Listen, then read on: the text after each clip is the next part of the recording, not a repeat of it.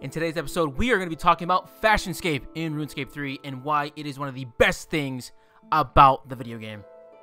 So if you don't know what Fashionscape it is pretty much premium endgame dress up, baby.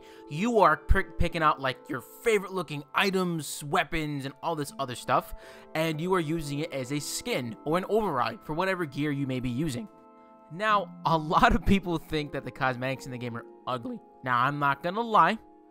There are some questionable ones, and there are some really ugly fucking ones. Like, I'm like the ogre thing and the big stompy feet. It's a mess. People think you can only get the cosmetics through buying them through the rune store, like the Settlement General store, and picking up rune coins.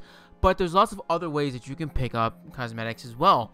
A lot of the ones that are my favorites are the ones that are earned in-game. The Completionist Cape, 99 capes, the Duelist Cap, party hats, bandos, Torva, Malevolent, dyed variants of any of the tier armors.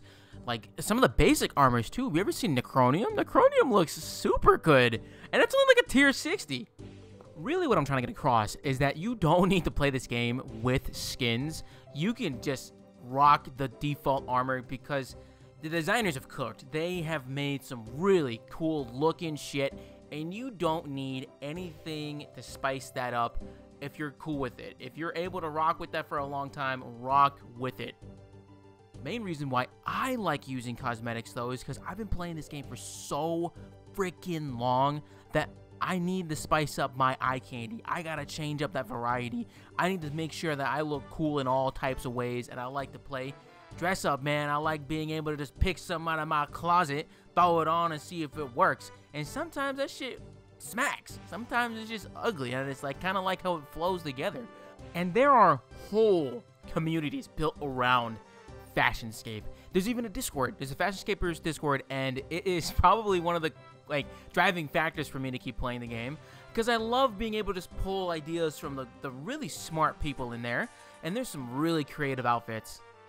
It's also one of the things that I was wondering why the game didn't have this, like a community like this, because when I was playing Final Fantasy XIV back in 2020 during COVID, I discovered glamours, and pretty much what glamours are, it's the same exact thing. There's just skin overrides, and there's like a whole website dedicated to being able to build and change your outfits for whatever fantasy or whatever you love to look like.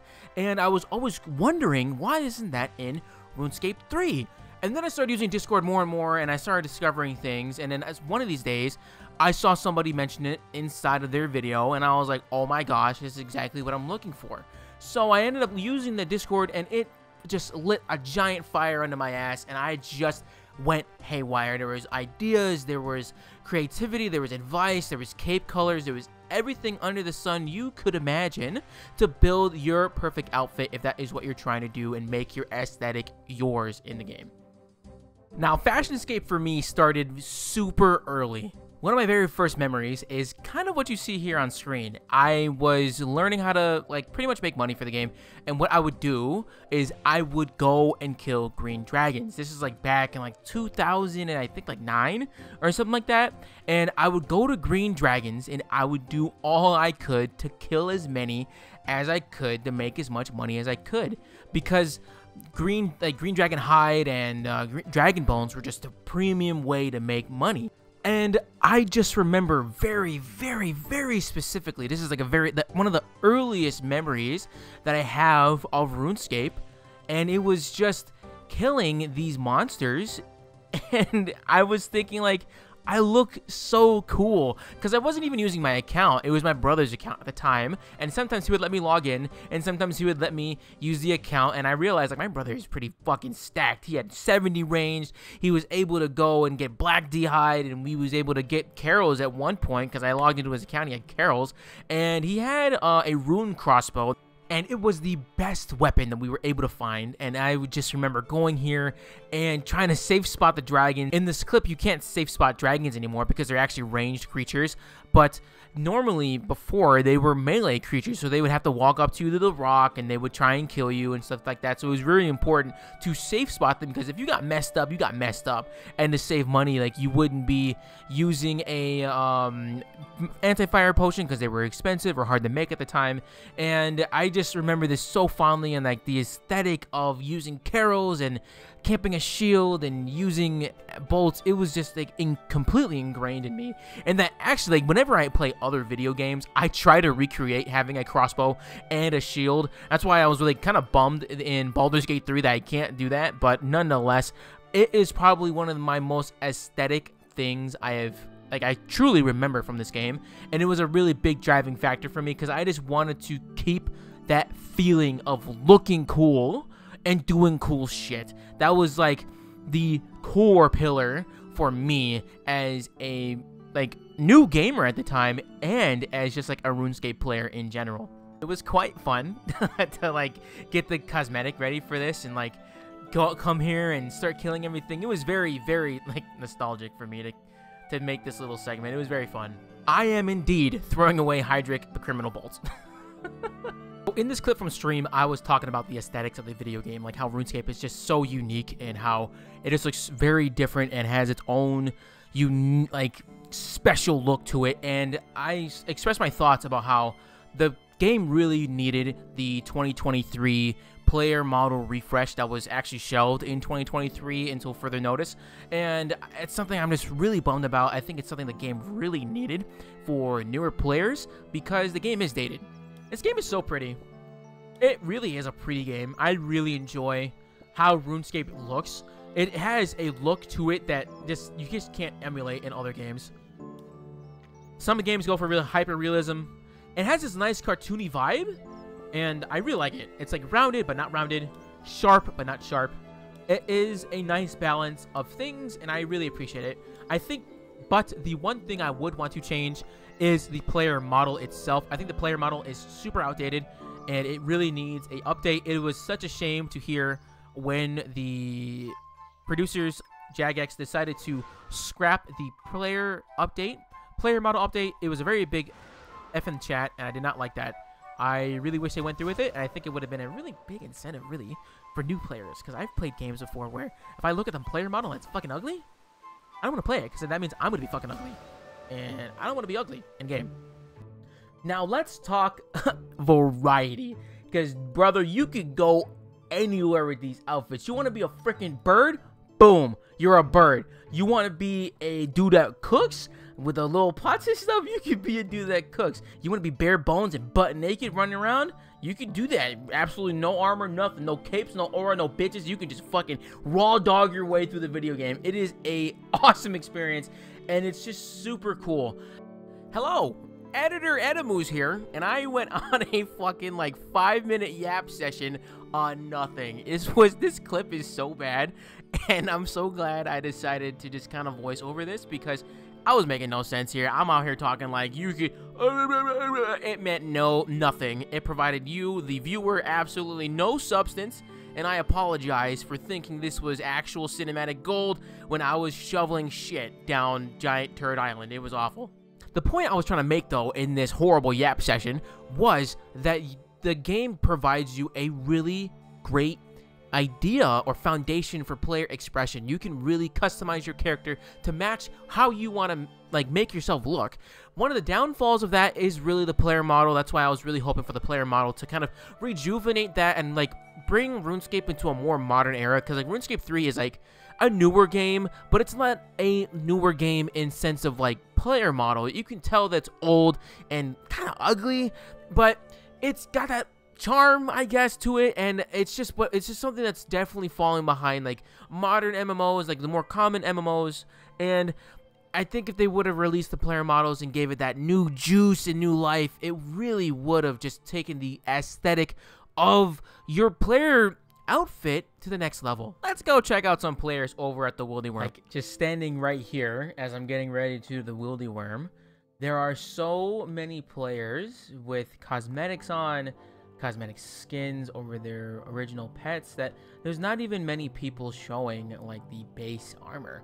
And there can be a huge number of reasons. It could be they just may not like the armor that they're wearing.